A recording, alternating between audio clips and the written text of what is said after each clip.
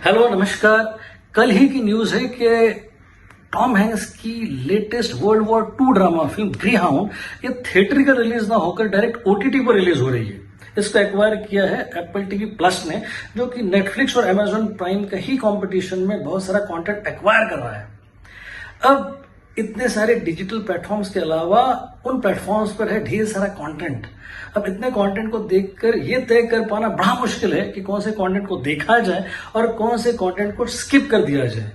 इस प्रॉब्लम को सॉल्व करने के लिए मेरा ये शो है जिसका नाम है 7+3+1, जिसमें मैं आपको बताता हूं वो 7 टाइटल्स जो कि रिकमेंडेड है, 3 टाइटल्स जो कि नॉट रिकमेंडेड है और 1 टाइटल जो कि हाईली रिकमेंडेड है।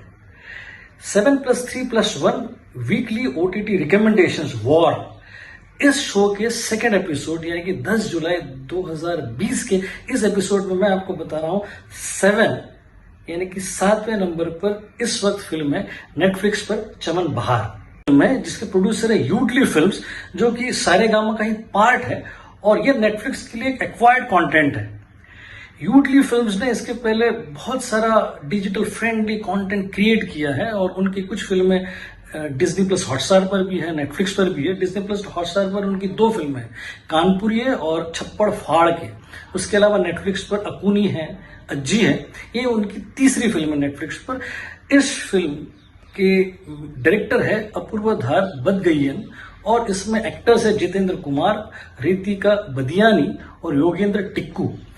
ये बेसिकली जितेंद्र कुमार के लिए और भी बड़ी फिल्म है, क्योंकि इसके पहले पंचायत उन्होंने की है, ज्यादा शुभ मंगल सावधान उन्होंने की है।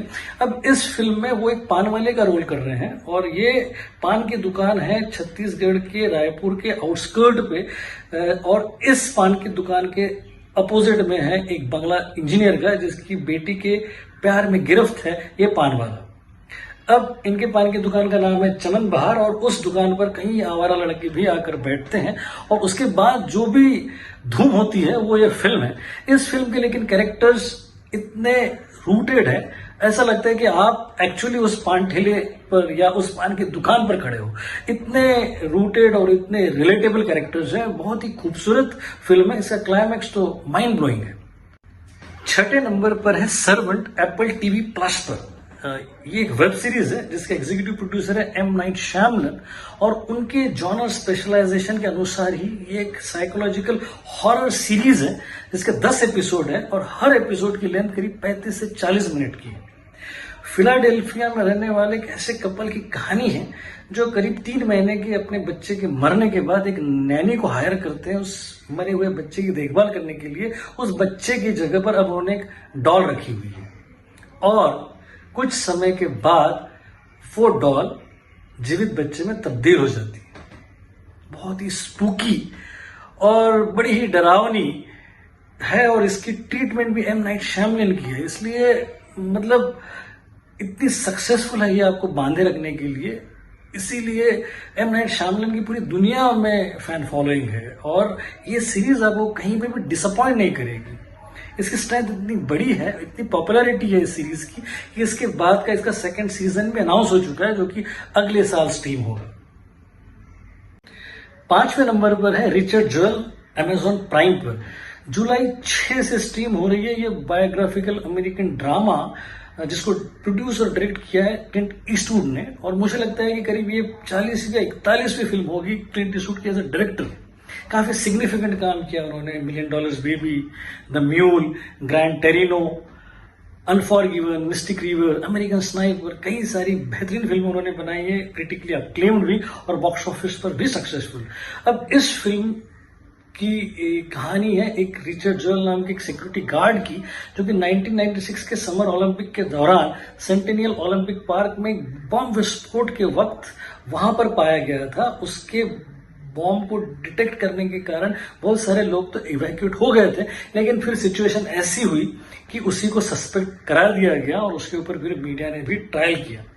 बहुत ही एंगेजिंग फिल्म है ये, बेसिकली बेस्ड एक बुक पे जिसका नाम है the suspect an Olympic bombing, the FBI, the media and Richard jewel, the man caught in the middle. इस फिल्म में रिचर्ड ज्वेल की मां का रोल किया है कैथी बेट्स ने और उनका नॉमिनेशन था पिछले साल बेस्ट सपोर्टिंग एक्टर ऑस्कर के लिए, गोल्डन ग्लोब में भी था। बहुत ही सिग्निफिकेंट और बहुत ही इंटरेस्टिंग फिल्म है ये। चौथे नंबर पर है Ford versus Ferrari, Disney plus Hotstar पर। यह superhit Hollywood sports action drama film stream हो रही है 30 जून से, और पिछले साल के ऑस्कर्स में 4 कैटेगरीज में नॉमिनेटेड थी ये फिल्म, इंक्लूडिंग बेस्ट पिक्चर, और 2 ऑस्कर ले चुकी है, बेस्ट फिल्म एडिटिंग और बेस्ट साउंड एडिटिंग के लिए। और सबसे इंपॉर्टेंट है कि इस जनरेशन के 2 बेहतरीन एक्टर्स क्रिश्चियन बेल और मैट डेमन फीचर कर रहे हैं इस फिल्म में। और जितना मैं कहूँ फिल्म के बारे में उतना कम है, क्योंकि करीब 2.5 घंटे के इस स्पोर्ट ड्रामा में वो सारे एलिमेंट्स हैं जो आपको edge on the seat entertainment दे सकते हैं। ये कहानी है बेसिकली अमेरिकन ऑटोमोटिव डिजाइनर और ब्रिटिश ड्राइवर की दोस्ती की, और ये दोनों की टीम किस तरीके से अपने हौसले और जिगर से फेरारी रेसिंग टीम को 1996 में फ्रांस में हराते हैं, उसकी कहानी है ये पूरी फिल्म। और एक्टिंग, एडिटिंग, रेसिंग सीक्वेंस सारे के सारे आउटस्टैंडिंग है, माइंड ब्लोइंग है। इमोशनल क्वेश्चन भी है इस फिल्म में, अब के ऊपर अपने आप ग्रो होती है फिल्म। तीसरे नंबर पर है लाल बाजार ZEE5 पर।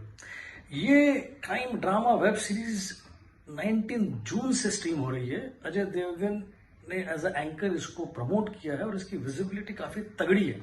ये पुलिस वालों और क्रिमिनल्स के बीच में चूहे बिल्ली वाले खेल को बहुत ही रियलिस्टिक तरीके से दिखाती है।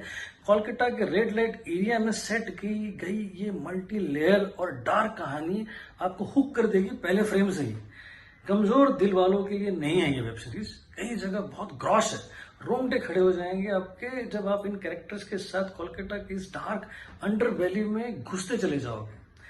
कोलकाता के सारे एक्टर्स हिंदी बातें करते हुए बड़े ही नेचुरल और बहुत प्यारे लगते हैं। कोशिश दिखाई देती है फैक्चुअल होने में, कहीं पे कोई कृत्रिमता नहीं है, बहुत ही रियलिस्टिक है और हार्ड हिटिंग है ये। दूसरे नंबर पर है सूफियम सुजातयुम, अमेजॉन प्राइम पर। यह पहली मलयालम फिल्म है जो कि थिएटरिकल रिलीज ना होकर लॉकडाउन की वजह से डायरेक्ट OTT पर रिलीज हो रही है।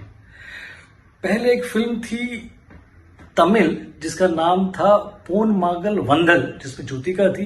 फिर दूसरी फिल्म थी तमिल तेलुगु में जो शूट की थी पेंगुइन, और ये तीसरी फिल्म है सूफियम सुजातयुम, जो कि साउथ इंडियन हाई एक्सपेक्टेशंस वाली, हाई एंटिसिपेटेड फिल्में थी, जो कि थिएटरिकल रिलीज होने वाली थी, लेकिन इस लॉकडाउन के कारण डायरेक्ट OTT पे रिलीज हो रही है। इस फिल्म में यानी कि सूफियम सुजातयुम में एक्ट्रेस है जयसूर्या, देव मोहन और आदित्य राव हैदरी। 3 जुलाई से स्ट्रीम हो रही है यह फिल्म, और इसका रिस्पॉन्स पहली दोनों फिल्मों से ज्यादा बेहतर है। सूफियम सुजातयुम में एक सूफी है जिसको प्यार कर बैठती है सुजाता, ऐसी लड़की जो कि म्यूट है और कथक डांसर है और केरला के एक छोटे से गांव में रहती है। लेकिन उसकी शादी किसी और से हो जाती है, फिर वो दुबई में शिफ्ट हो जाती है और 10 साल के बाद फिर उस गांव में तब लौटती है जब उसे मालूम पड़ता है कि उस सूफी की मौत हो चुकी है। बड़ी प्यारी लव स्टोरी है, स्लो पेस्ड है, लेकिन खूबसूरत लोकेशंस, मिसमराइजिंग बैकग्राउंड स्कोर, कुछ सूफी गाने, कुछ कव्वालियां और आदित्य राव हैदरी की खूबसूरती। बड़ी ही सिंपल लेकिन दिल को छूने वाली फिल्म है ये, आपको मजा आएगा। कृत्रिमता नहीं है, बहुत ही रियलिस्टिक है और हार्ड हिटिंग है ये। और अब हम बात करें नंबर 1 की। नंबर 1 पर है On Becoming a God in Central Florida, Sony LIV पर। इतना बड़ा नाम है, On Becoming a God in Central Florida. ये basically American dark comedy web series है जो पिछले साल अगस्त में शो टाइम नाम के नेटवर्क पर ऑलरेडी प्रीमियर हो चुकी थी और इसको एक्वायर किया सोनी लिव ने इंडिया में अब, और ये यहां पर स्ट्रीम हो रही है 2 जुलाई से। इसके एग्जीक्यूटिव प्रोड्यूसर्स की एक लंबी लिस्ट है जिसमें 2 प्रोमिनेंट नाम है, जॉर्ज क्लूनी का और कर्स्टन डस्ट का। कर्स्टन डस्ट इस फिल्म की लीड एक्ट्रेस भी है। इसके पहले उसको आपने कई स्पाइडरमैन फिल्मों में भी देखा होगा और फार्गो सीजन 2 में भी वो है। इस सीरीज के लिए Golden Globe best performance as an actress in a television series, musical और कॉमेडी के लिए भी वो नॉमिनेट हो चुकी है। बहुत ही कमाल का परफॉर्मेंस है कर्स्टन डस्ट का इस सीरीज में। एक्चुअली ये अमेरिकन मिडिल क्लास ड्रीम को बताती है ये वेब सीरीज, बड़ी सटायरिकल ढंग से उन लोगों के बारे में बताती है जो कि एमवे और फैम जैसी मल्टी लेवल मार्केटिंग के गिमिक्स में पागल हो जाते हैं, उसमें गुम हो जाते हैं और अपनी सिक्योर नौकरियों को या अपनी सिक्योर फैमिली को छोड़कर उसके पीछे भागने लग जाते हैं। ऐसे ही एक फैमिली की कहानी है जिसमें एक फिस्टी वुमन है जो कि वाटर पार्क पे काम करती है, उसका हस्बैंड इस मल्टी लेवल मार्केटिंग का शिकार हो जाता है। उस फिस्टी लेडी की कहानी है और अमेजिंग ह्यूमर है इसमें, फास्ट पेस्ड है, गजब की डिटेलिंग है और फुल वैल्यू है आपके टाइम का। इतनी पॉपुलर है, इसका ऑलरेडी सेकंड सीजन भी अनाउंस हो चुका है, रिकमेंडेड है आपके लिए। तो ये थी लिस्ट उन 7 टाइटल्स की जो इस वीक में आपके लिए रिकमेंडेड है। और इस वीक में रिकमेंडेड का मतलब ये नहीं कि इन टाइटल्स को आप बाद में नहीं देख सकते, आप इन टाइटल्स को कभी भी अपने कन्वीनियंस से देख सकते हो।